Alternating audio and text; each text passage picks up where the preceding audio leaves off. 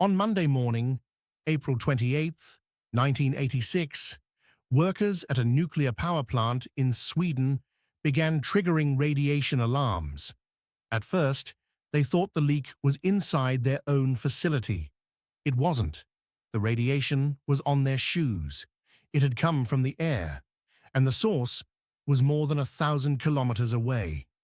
2 days earlier, Reactor 4 at a Soviet nuclear plant called Chernobyl had exploded, but the Soviet Union had not told the world, and that silence would become almost as important as the explosion itself, because Chernobyl did not just spread radiation across Europe. It exposed something inside the Soviet system that could not be repaired. 5 years later, the Soviet Union was gone. This is the story of how a reactor explosion in Ukraine helped unravel an empire, and why the world you live in today looks the way it does because of what happened next. April 25, 1986. Night shift. Reactor 4 at the Chernobyl nuclear power plant in Soviet Ukraine. A team of engineers was running what they considered a routine safety test. The plant director didn't even bother showing up. The test was designed to answer a simple question. If the plant lost power, could the turbines spin long enough to keep the cooling pumps running until the backup generators kicked in? It was the kind of test that was not supposed to go wrong. But the reactor had a fundamental design flaw that most of the engineers in that room didn't fully understand.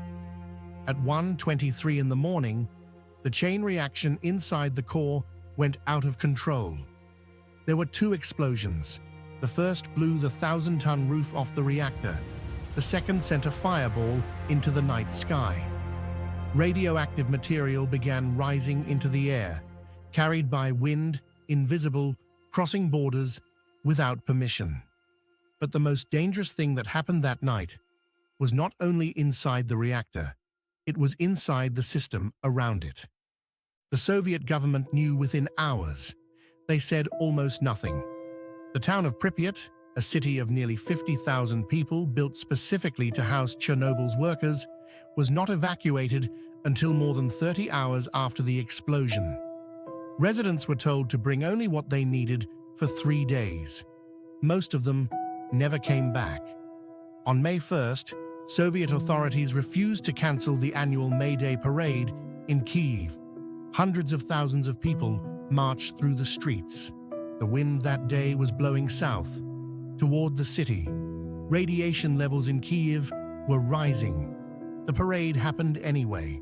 The radiation crossed borders before the truth did. That is why, on the morning of April 28th, workers at a nuclear facility in Forsmark, Sweden, began setting off alarms. One worker found radiation on his own shoes during a routine scan. Swedish monitors traced the source. It was coming from the Soviet Union. Only after Sweden made its findings public did Soviet officials acknowledge that an accident had occurred. They said the situation was under control. It was not.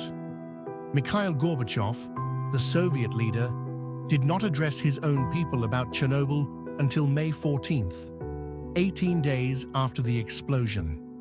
If Sweden could detect it from over 1,000 kilometers away, what did that do to the Soviet Union's credibility at home?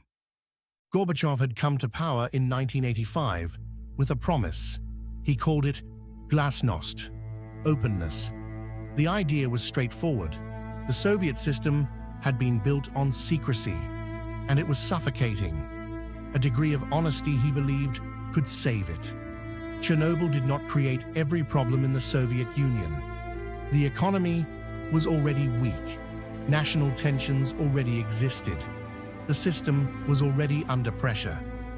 But Chernobyl made the cracks visible, because the cover-up did not stay covered.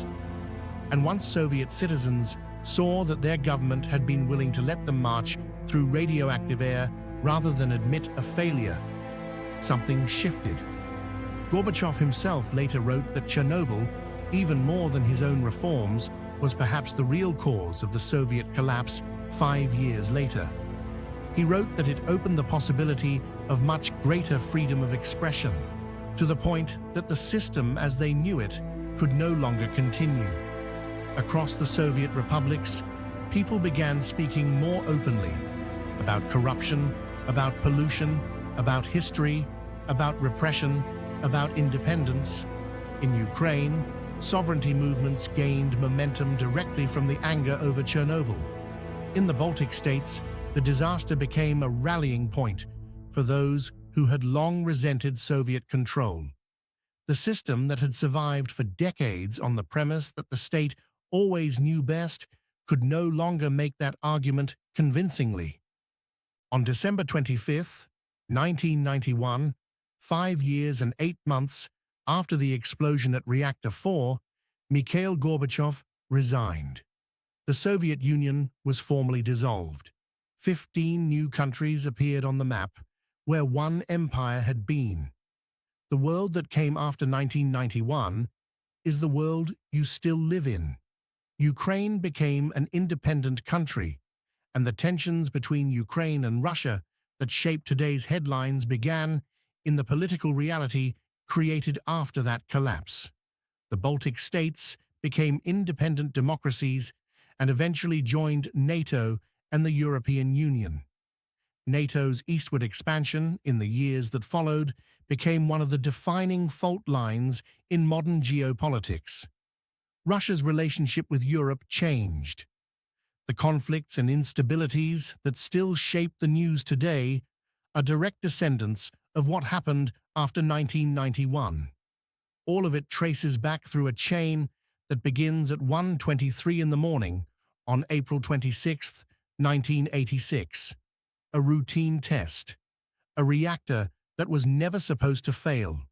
A government that chose silence over truth. Chernobyl did not destroy the Soviet Union in one night, but it helped reveal how fragile it had already become.